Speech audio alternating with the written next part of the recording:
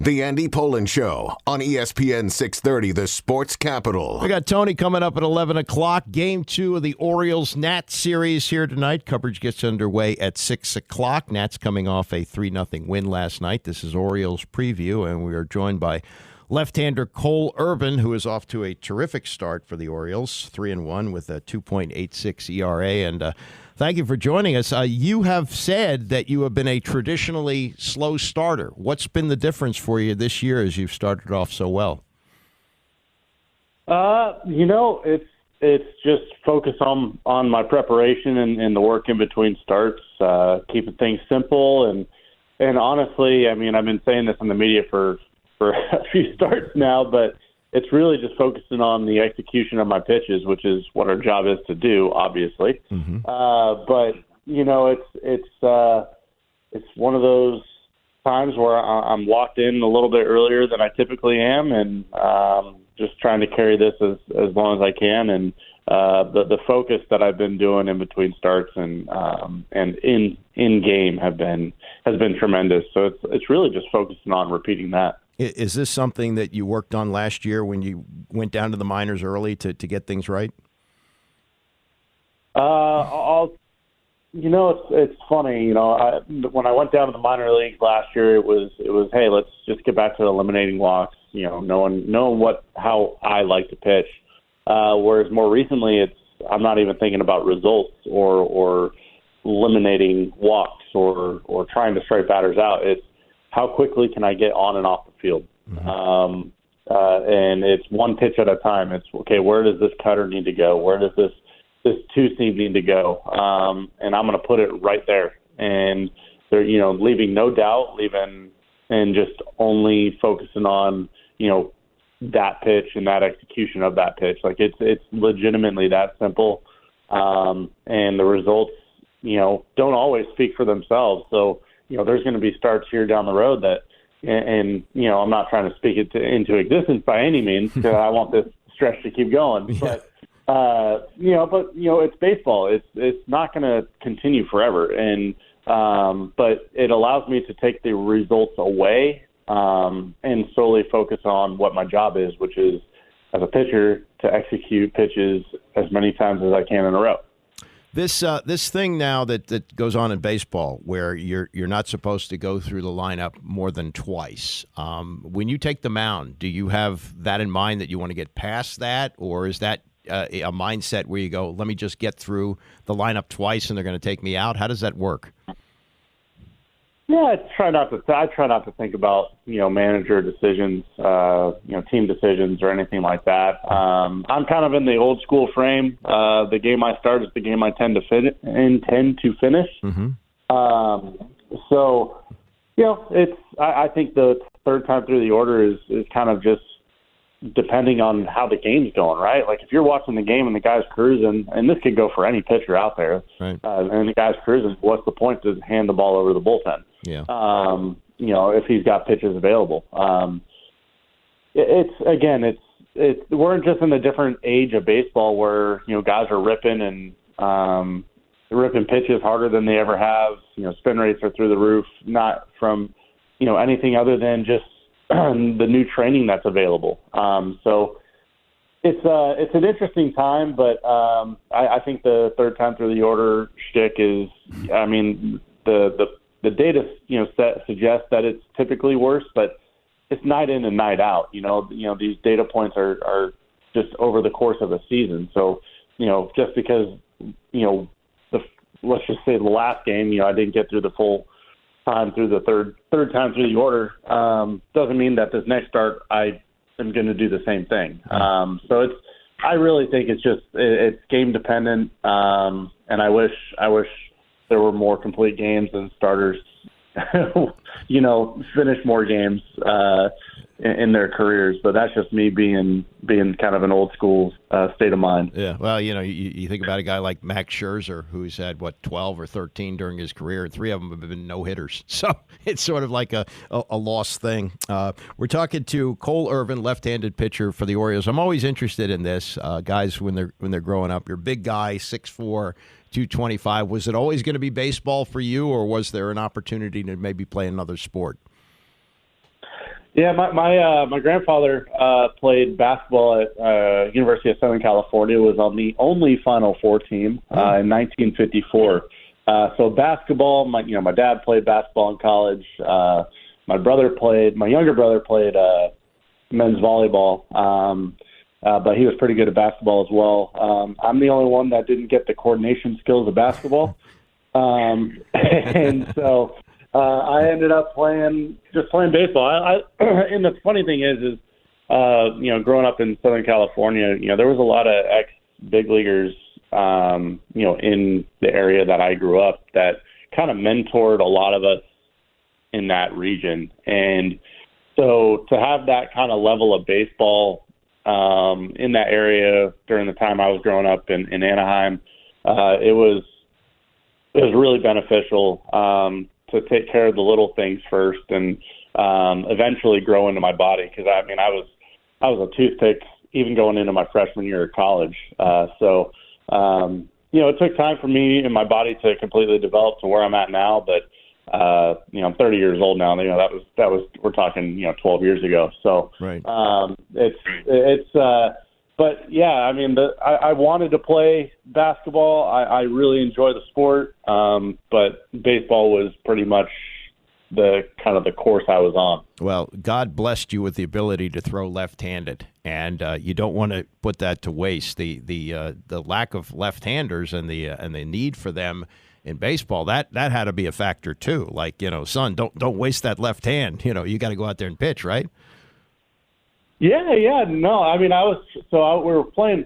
I'll tell you a little story here. My sophomore year of high school, I was in the gym. I was on the sophomore team practicing, and our coach comes up and he goes, "Hey, where do you see yourself in 5 years?" I said, "Playing college baseball." And he goes, "Where do you see yourself in 10 years?" I said, "Playing in the major leagues." And he goes, Get out of my gym.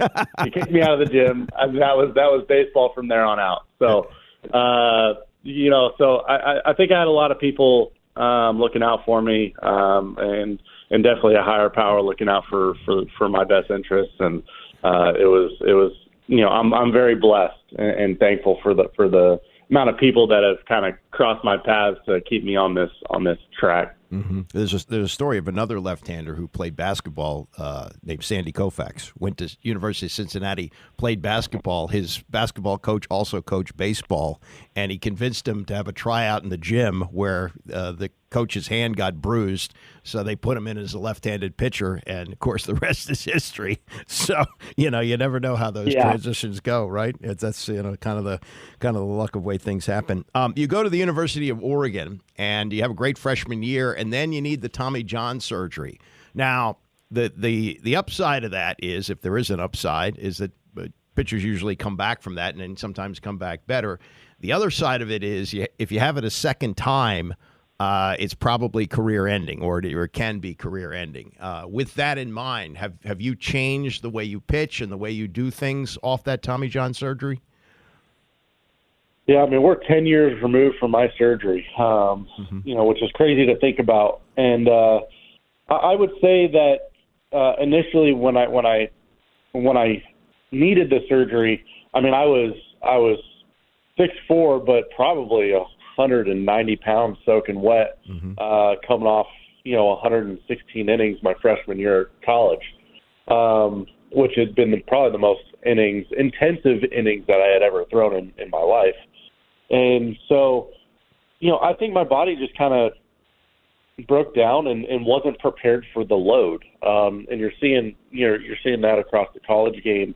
Kids being a little underdeveloped, but it takes time. Your body isn't mature yet. So I would say that I definitely changed some things to get myself into maybe a better arm pass post surgery. But a lot of stuff was just the rehab that I was doing, the natural throwing motion that kind of changed since surgery. Because to be realistic, like, you do kind of protect it when you're, and this is maybe 10 years ago, but you do kind of protect your arm a little bit when you're coming off surgery. You don't want it to explode again, and it's natural to react that way. So you do naturally change some things, even though internally you're like, oh, I'm not changing a thing. You look at your body composition, you look at, the way your arm path moves, like, yeah, it does change. With the technology we have today, we could probably get down to the nitty gritty of if it actually changes. But at the time that I had the surgery, it had the data, all this data that we have now was not, not a factor. Yeah, well, you're 10 years out, and that's got to be a very encouraging thing as well. A couple of fun things with Cole Irvin, who's with us here on ESPN 630. The bird bath, where the fans get doused with water when there's a home run. I understand that was your idea? Yeah, it was. I have a lot of crazy, stupid ideas in my head a lot of the time. But this one was just encouraging to maybe get the fans involved and have some fun with our team last year. And I'm just glad it's carrying on, and hopefully it's a staple for Birdland going forward. I think it's awesome, especially when it gets to the hotter months. A bird bath, for the Orioles seems to be fitting. And I'm surprised no other major league team had some sort of splash zone named the bird bath. What I came up with it. So I'm just happy that fans get to celebrate with us, have some fun with us, and that's all the idea stemmed from. Yeah, I guess the legal department ran through it, because I guess it's conceivable in a cold game somebody could get doused and get a flu or something like that and sue the team. So I guess there must be some kind of understood waiver on your ticket that you're going to be okay if you get doused with water, I would think, don't you? Yeah. I think there's some type of clause when you buy something in that section that states, "Hey, you're getting doused with water. We're not liable." So, which is totally understandable. Absolutely. From the team perspective. But I'm just glad the fans are having fun with it, and they get to celebrate with us. Last thing, and I saw you on the Ryan Ripken podcast about this, and I was interested because my son is really into ping pong. He lives in Manhattan, and they have these places where you can, get videotape while you play high-level ping pong, and he's really into it. He was giving you a hard time about spending $300 for a ping pong paddle. That was eye-opening to me. And listen to this. I looked this up on Google. There's a ping pong paddle that sells for $2,700. So my question is, you're starting at 300, not starting, but you're at the 300 level. How far would you go? How much would you pay for a ping pong paddle? So the only reason I paid $300 is because it was the exact specs that I had on a paddle I had maybe 3 or 4 years ago. Okay. So the rubber and the blade and all that stuff was something I was familiar with already. Mm-hmm. So that is the reason why I spent $300. I won't go beyond that. I think I'm not professional enough. I'm not trying to go professional by any means, but I enjoy having, maybe an upgraded version of a paddle. It makes the ball do some cool things, and I don't even have a ping pong table at home. I literally got this ping pong paddle for spring training, which is where our table is. So, I have the paddle, but I'm not using it as much as I should. And it would seem if you're playing somebody who's got the one that comes out of a box with 4, and he beats you with a $300 ping pong paddle, that's kind of embarrassing, isn't it? Yeah, but I like the challenge.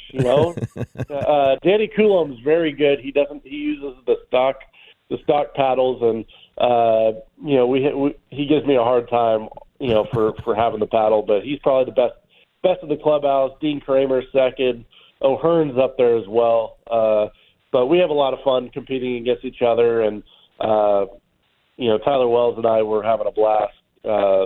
This spring, because he got not a $300 paddle, but I think he got like a $100 paddle. No. And we had fun, but yeah, ping pong. I just knew what I wanted, and that's why it was the cost it was. That's all it is. Good luck at the table, and good luck on the mound the rest of the year. And thanks very much for joining us today. Appreciate it.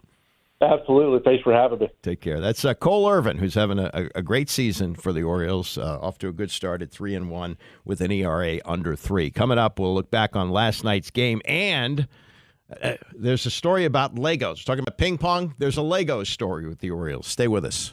The Andy Pollin Show on ESPN 630, the sports capital. This is Orioles preview. Let's see if we can rip through all these. Orioles with a 3-0 win or 3-0 loss last night, I should say, to the Nationals, as the Nats got a great pitching performance out of Trevor Williams, who went 5, gave up only 2 hits. Corbin Burns, the ace of the Orioles, wasn't bad. He went 6 1/3, did give up 3 runs, but his ERA stands under 3. And as far as the total outing went for him, not bad.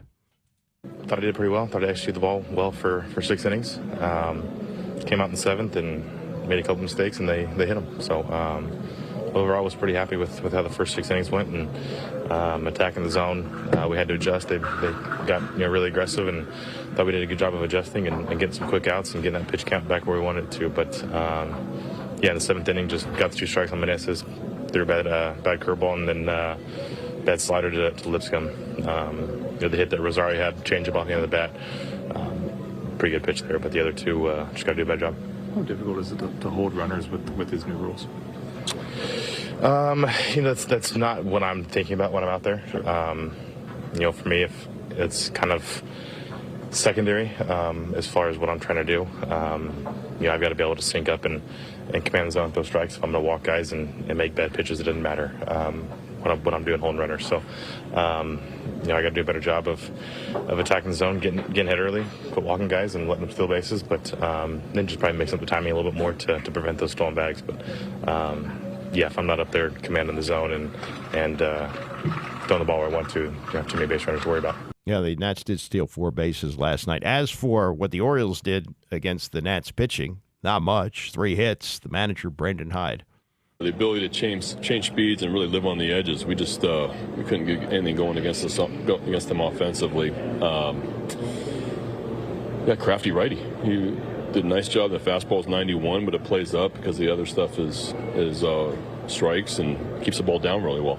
The Nationals run a lot. I mean, were you expecting that coming into the game, and how did that impact, with kind of maximize run scoring opportunities? Yeah, that's a really, really aggressive team, and if they get a chance, they're gonna be aggressive, and they took advantage of us tonight.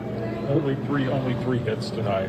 What was so difficult about all their arms? Well, we didn't get anything going against Williams. We were really off balance. It looked like. Really, the only rally was there in the first inning, a little bit, where we hit a couple balls hard there to lead off the game. And then they matched up well out of the bullpen. Harv, Gunnar hit that ball hard off Harv there, but we just got beat tonight. What happened there in the 9th? Oh, Hearn got called on strikes and didn't think it was, and he felt like that was a few times tonight that he got called on a strike that wasn't. So I think he voiced his displeasure there. Yeah, Hearn going 0 for 4 last night, and on getting ejected in the 9th inning, he said, I just lost my cool. There was a few strikes on me called that I really didn't like. Going back to the first inning, go back to the first pitch, actually. And then I sat in the dugout and watched it happen to our guys all night. Cowser had a really bad one, 3-2, multiple. And it's hard to tell as players because we don't get the K-zone anymore on the iPads. But, it got to the point that it was just bad. He was calling balls outside the K-zone strikes, and I got pissed off and decided to say something about it. And first career ejection, I'm not proud of it, but it is what it is. Right. Would you look at the automatic ball strike system as something you'd like to see in the majors, or maybe the challenge system that they do in the minors? Is that something that maybe would fix things, or is there a solution that in your mind? Yeah, maybe the challenge system would be cool to be able to have some say. We do this every day, so we have a good understanding of what the strike zone is. A lot of, hitters know when they're getting screwed, seems like, and it'd be cool to be able to challenge it. And, When a guy has a strike zone like that, does it take you guys out of your game? Yeah, for sure. If you look at the, where the pitches came in, especially, we'll just take that at bat for an example. The pitch before it, he called a ball. It was less inside. It was more towards the plate than that one. So when I say, I see where a pitch is, and I go, okay, that's a ball there. And then he throws one a little bit further inside, and then he bangs me on that one. That's pretty irritating. What was it about their pitchers that was tough for them? contributing to that? Yeah, I mean, the starter stayed, around the edges. He was getting a lot of calls around the edges. Kind of kept us off balance. And, offensively, just one of those nights we couldn't get anything going. All right. What the answer is robo umpires. We're not going to have any of this. That's going to happen. It's going to happen just like we got the pitch clock, just like we got the runner on second base to start in extra innings. That's what's happening. Last thing, Gunnar Henderson. If you're just jumping in your car, we talked to Cole Irvin about how much he likes ping pong. Gunnar Henderson is actually involved in a Lego competition with his teammate Colton Cowser. Here's what he told the MLB Network yesterday. It all started in 21. We were both at the same hotel, and I was actually just walking through Target with my now fiance, and I was just ended up going by the Lego section and saw some, and I was like, it might be fun to do because you can only do so much sitting in a hotel room. So I started doing that, and then Cowser was right next to me in the hotel, and it just took off from there. And every year since, we've bought a big one that's been 5,000 plus pieces, and we have a race. But I'm safely in the lead right now. I don't know if he started yet, but I told him I have. Yeah, it's not a dead time in baseball. Ping pong and Legos. That'll be a wrap. The Orioles and the Nats tonight. Game 2 of the 2-game series. Coverage gets underway here at 6 o'clock. Thanks to Rex Minturn for running the show. Thanks to Cole Irvin for joining us. Tony is coming up next. I'll see you tomorrow, 9 a.m.